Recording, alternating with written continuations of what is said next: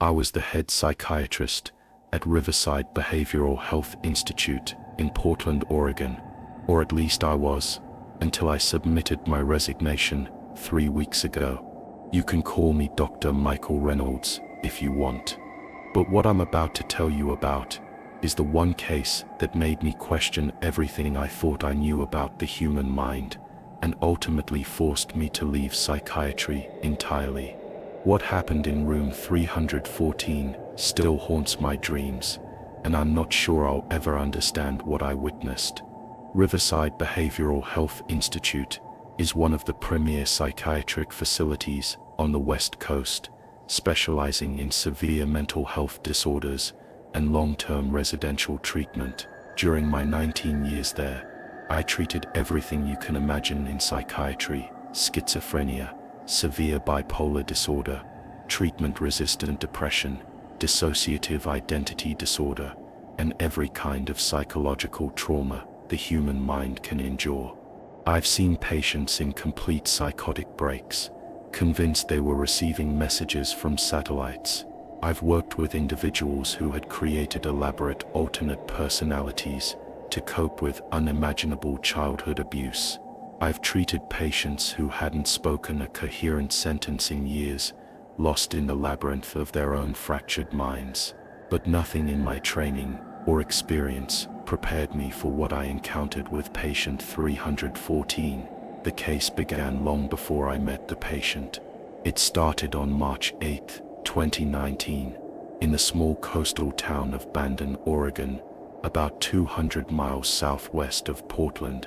Sarah Elizabeth Morrison was 28 years old, a talented artist and elementary school teacher who had been struggling with what her family doctor had diagnosed as severe depression.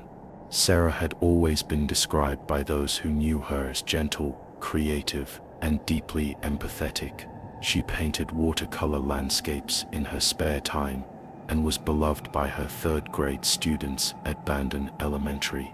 But over the winter of 2018 to 2019, her family noticed dramatic changes in her behavior. She had started experiencing severe insomnia, going days without sleep while claiming she could hear whispers in the walls. She became convinced that someone was watching her apartment, though police investigations found no evidence of stalking or break-ins. Her paintings, once serene coastal scenes, became increasingly dark and chaotic, filled with twisted figures and symbols that seemed to have no meaning. On that March evening, Sarah's landlord found her in her apartment after neighbors reported hearing screaming that had lasted for hours. When paramedics arrived, they discovered Sarah sitting in the corner of her bedroom, completely catatonic, staring at a blank wall. Her apartment was destroyed, furniture overturned, mirrors shattered, and every wall covered in strange symbols and text written in what appeared to be her own blood. The most disturbing detail was what she had written repeatedly across every surface: "He's coming through. He's coming through. The door is opening." Sarah was initially treated at the emergency psychiatric unit at Bay Area Hospital in Coos Bay, where she remained completely unresponsive for 6 weeks. She wouldn't speak, wouldn't eat unless forced, and spent entire days staring at blank walls with an expression of absolute terror frozen on her face. The attending psychiatrist, Dr. Janet Holbrook, tried every conventional treatment available: antipsychotics, mood stabilizers, sedatives, even electroconvulsive therapy. Nothing produced any change in Sarah's condition. She seemed to be locked in some kind of waking nightmare that no medication could reach. In May 2019, Dr. Holbrook contacted me because of my specialty in treatment-resistant catatonic disorders. She described Sarah's case as unlike anything she had encountered in 25 years of psychiatric practice. The combination of the violent episode, the mysterious writings, and her complete withdrawal from reality suggested a severe psychotic break, but none of the typical treatments were having any effect. I reviewed Sarah's medical records extensively before meeting her. Her psychiatric history was completely unremarkable. No previous episodes, no family history of mental illness, no substance abuse, no signs of the gradual onset typical of conditions like schizophrenia. This was a previously healthy woman who had apparently descended into complete psychological breakdown almost overnight. When I first examined Sarah at Riverside in June 2019, I found exactly what I expected based on her medical records. A young woman completely withdrawn from reality, exhibiting classic signs of catatonic stupor. She sat motionless in her chair, her eyes fixed on some invisible point in the distance, completely unresponsive to verbal or physical stimuli. Her vital signs were stable. Her physical health was good despite months of minimal eating, but psychologically, she appeared to be completely absent. It was as if Sarah Morrison, the person, had simply vanished, leaving behind an empty shell that breathed and had a heartbeat, but showed no signs of consciousness or awareness. I had seen similar presentations in patients with severe trauma-induced catatonia, but usually there were at least minimal responses, slight changes in breathing when addressed directly, subtle movements of the eyes, some indication that on some level they were processing their environment. Sarah showed none of these signs. She appeared to be completely disconnected from the external world. Over the following months, I visited Sarah 3 times per week, conducting various therapeutic approaches and monitoring her condition for any signs of improvement. I tried everything in my clinical arsenal: cognitive behavioral therapy, trauma-focused interventions, art therapy, given her background as an artist, music therapy, and every medication protocol recommended for treatment-resistant catatonia.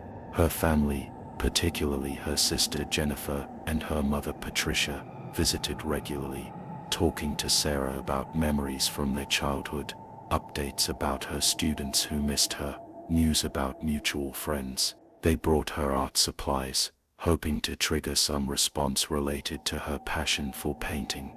They played recordings of her favorite music, read letters from her students, and shared photo albums from family vacations. Nothing produced any change. Sarah remained exactly as she had been since her breakdown, silent, motionless, and apparently unreachable. After about 8 months of treating Sarah, I began to notice something that troubled me deeply, though I couldn't quite articulate what it was. During my sessions with her, I started feeling increasingly uncomfortable and anxious in ways that I had never experienced with other patients. At first I attributed it to frustration with the lack of progress in her case. Treatment-resistant patients were always challenging, and after nearly 2 decades of practice, I was accustomed to the emotional toll of working with individuals who didn't respond to conventional therapies. But this was different. When I sat with Sarah in her room, I began experiencing what I can only describe as an overwhelming sense of dread, as if something terrible was about to happen.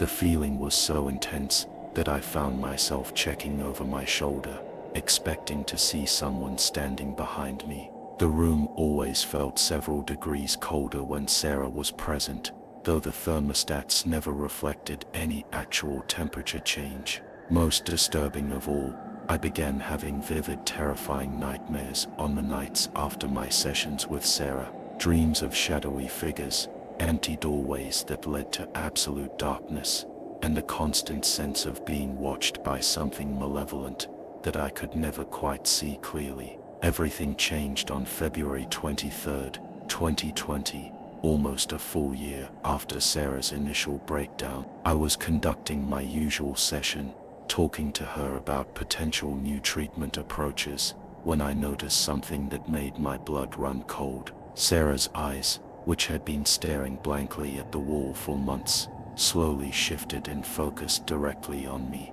For the first time since her admission, she was looking at something rather than through it. But the expression in her eyes wasn't recognition or awareness. It was pure, absolute terror. And then, in a voice barely above a whisper, the first words she had spoken in nearly a year. Sarah said, "He's almost through.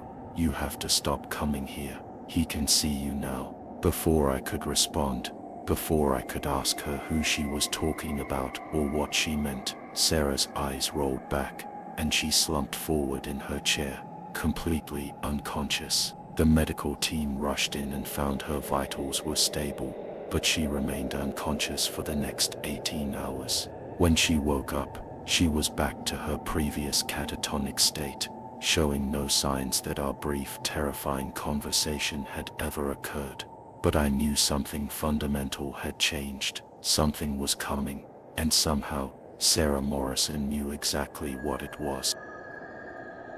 Despite Margot's warning, I couldn't abandon her. As a psychiatrist, witnessing her first coherent communication in almost a year felt like a breakthrough that could lead to her recovery.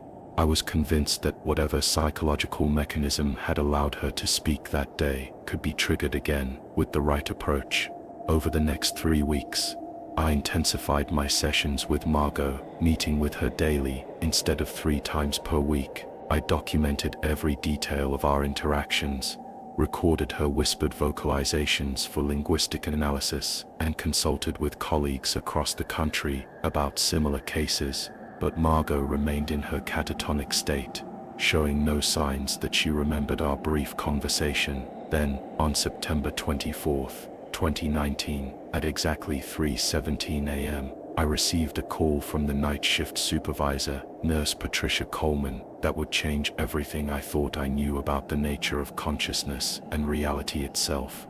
"Dr. Vasquez, you need to get here immediately." Patricia's voice was tight with fear and confusion. "It's Margot Whitmore. She's completely awake, and she's not alone." I was certain I had misheard her. "What do you mean she's not alone? Is someone visiting her?" "No, doctor, there's no one else in the room, but she's having detailed conversations with someone we can't see. And Dr. Vasquez, the things she's saying, they're about you, about all of us. She knows things she couldn't possibly know." I drove to Willowbrook as quickly as I could, my mind racing with possible explanations. Perhaps Margot was experiencing auditory hallucinations, a common symptom of various psychiatric conditions that could indicate her brain was beginning to process information again. Maybe she was having a delayed response to one of our treatment protocols. When I arrived at the psychiatric ward at 3:45 a.m., I encountered a scene that defied every principle of psychiatry I had learned during my 2 decades of practice. Margot Whitmore was sitting upright in her hospital bed, fully alert and engaged in animated conversation with someone I couldn't see. Her eyes were bright, focused, and tracking movement around an empty chair positioned beside her bed. But this wasn't the confused, disoriented awakening typical of patients emerging from catatonic states. Margot was articulate, coherent, and displaying cognitive abilities that seemed enhanced rather than impaired by her months of psychological absence. When I entered her room, Margot looked directly at me and said, "Dr. Vasquez, please sit down. She's been waiting to meet you." Margot gestured toward the empty chair. "She says you've been very dedicated to my case, but that your persistence has created complications." I pulled up a chair, trying to maintain professional composure while my mind struggled to process what I was witnessing. "Margot, who are you talking to?"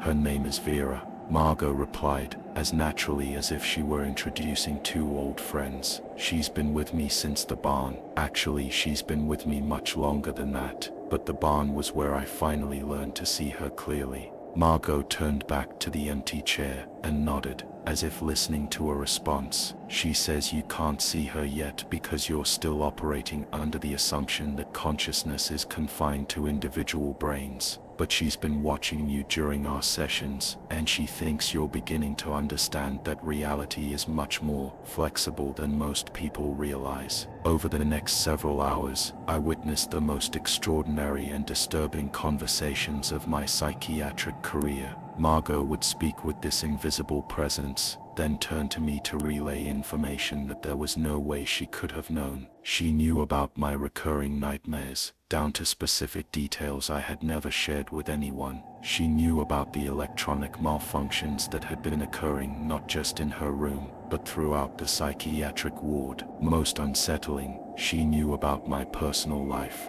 my recent divorce, my strained relationship with my teenage daughter, and my growing doubts about my career in psychiatry. Vera says you've been feeling like something is watching you during our sessions, Margot said, her voice taking on an almost apologetic tone. That's because something is. She's been studying you, trying to understand how your mind works, because she needs someone who can bridge the gap between her reality and this one. As the night progressed, Margot demonstrated knowledge that was simply impossible for her to possess. She recited from memory entire passages from medical journals that had been published while she was catatonic. She discussed recent advances in quantum physics and consciousness research with the expertise of someone who had spent years studying these fields. Most remarkably, she began speaking fluently in languages she had never learned, not just the multilingual phrases from her barn writings, but complete conversations in Latin, Sanskrit, and what appeared to be ancient dialects that linguists later couldn't identify. The languages aren't really languages in the way you understand them, Margot explained when I asked about this ability. They're more like frequency patterns, different ways of organizing consciousness to communicate across dimensional boundaries. Vera has been teaching me how to tune into these frequencies, but the process is very dangerous for human minds. I found myself taking detailed notes, trying to document everything I was witnessing while simultaneously struggling to accept that what I was observing was actually happening. This wasn't a psychiatric breakthrough. It was something that challenged the fundamental assumptions of psychiatry, neuroscience, and possibly physics itself. Around 6 a.m., as the first light of dawn began filtering through the hospital windows, Margot's demeanor became more serious and urgent. She turned away from her conversation with the invisible Vera and focused entirely on me. Dr. Vasquez,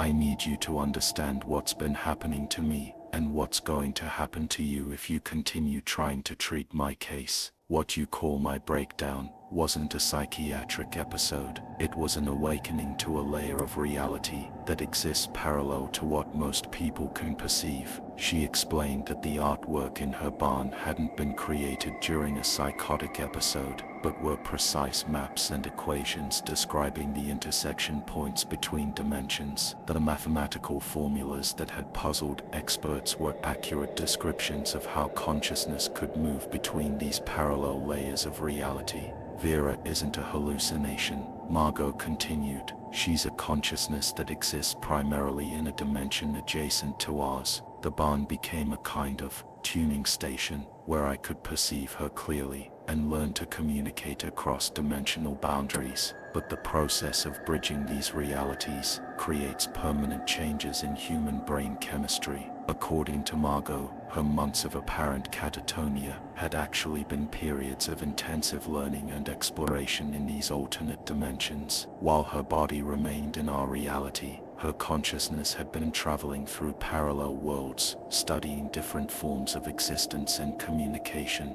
The whispering you've been hearing isn't meaningless vocalization, she said. I've been maintaining simultaneous conversations in multiple dimensions. What sounds like gibberish to you is actually complex communication with entities that exist in different layers of reality. As morning approached, Margot became increasingly agitated and concerned. She kept glancing toward the empty chair and nodding, as if receiving urgent instructions from Vera. Dr. Vasquez, Vera says that your repeated exposure to my case has begun creating fractures in your own dimensional boundaries. The nightmares you've been having aren't just psychological stress responses, they're glimpses of alternate realities bleeding through into your consciousness. She explained that my persistent attempts to understand her condition had created what she called quantum entanglement between our minds. Each session had drawn me deeper into her multi-dimensional awareness, but human brains aren't designed to process multiple layers of reality simultaneously. The electronic malfunctions,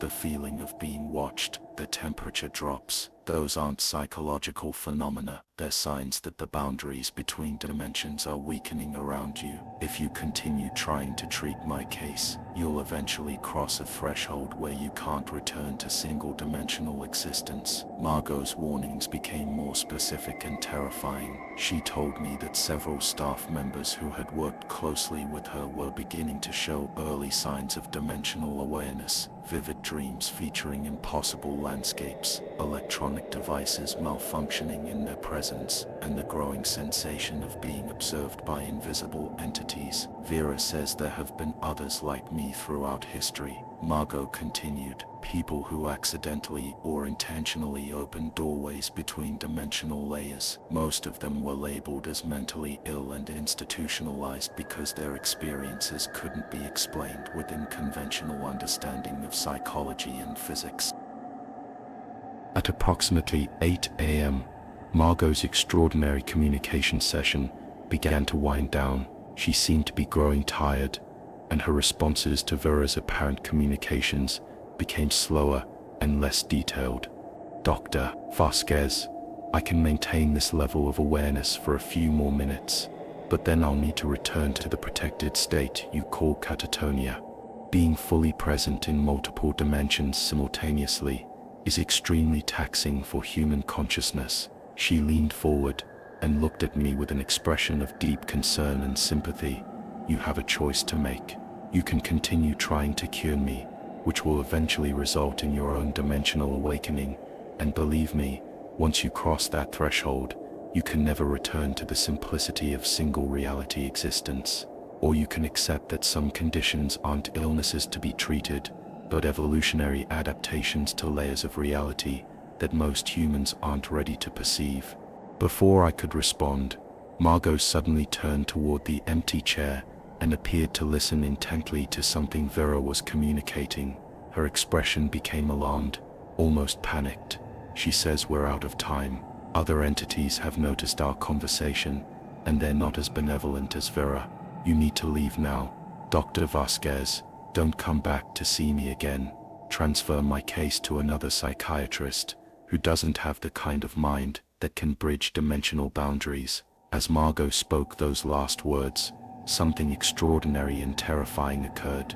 For just a moment, perhaps 3 or 4 seconds, I actually saw her, Vera, sitting in the chair beside Margot's bed, as clearly as I could see Margot herself. She appeared to be a woman in her 30s, with pale skin, dark hair, and eyes that seemed to contain infinite depth. But there was something fundamentally wrong with her presence, as if she was slightly out of focus with reality itself. She looked directly at me and nodded, a gesture that seemed to convey both acknowledgement and warning. Then she was gone, and Margot's eyes rolled back as she collapsed into her previous catatonic state. But just before she lost consciousness, she whispered one final warning.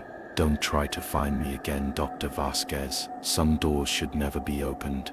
Over the following weeks, I found myself in a state of psychological turmoil that I had never experienced before. Every principle of psychiatric medicine told me that what I had witnessed was impossible. Elaborate hallucinations brought on by professional stress, sleep deprivation, and psychological investment in an unusual case. But the evidence suggested otherwise. The recordings of Margot's session contained her voice clearly discussing topics she had never studied, speaking in languages she had never learned, and demonstrating knowledge she couldn't possibly have acquired. Linguistic experts who analyzed the recordings confirmed that she had spoken fluently in several ancient languages, using grammatical structures and vocabulary that would require years of specialized study to master. More disturbing were the effects I began observing in myself and other staff members who had worked closely with Margot. The nightmares intensified,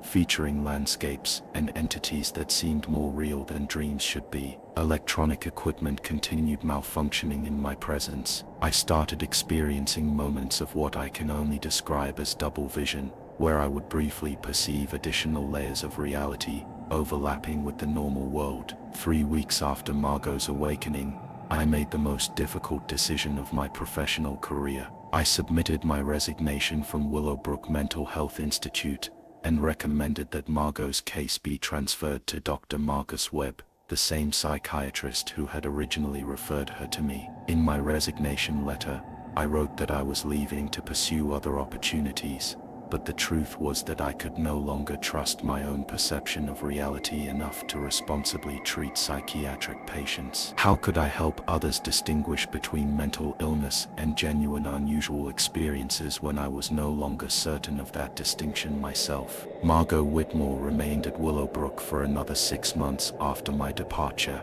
According to Dr. Webb's reports, she never again demonstrated the level of consciousness and communication she had shown during that one extraordinary night. She died peacefully in her sleep on March 15, 2020, apparently from complications related to her prolonged catatonic state, but the impact of her case extended far beyond her death. 3 nurses who had worked closely with Margot requested transfers to other departments, citing psychological stress and unusual experiences that they couldn't adequately explain. The hospital's therapy dog, Bailey, never recovered from whatever he had sensed in Margot's presence and had to be retired from service. I spent the months following my resignation trying to research similar cases in medical literature, reaching out to physicists studying consciousness, and attempting to understand what I had witnessed. I found scattered reports throughout psychiatric history of patients who demonstrated impossible knowledge, spoke in unknown languages,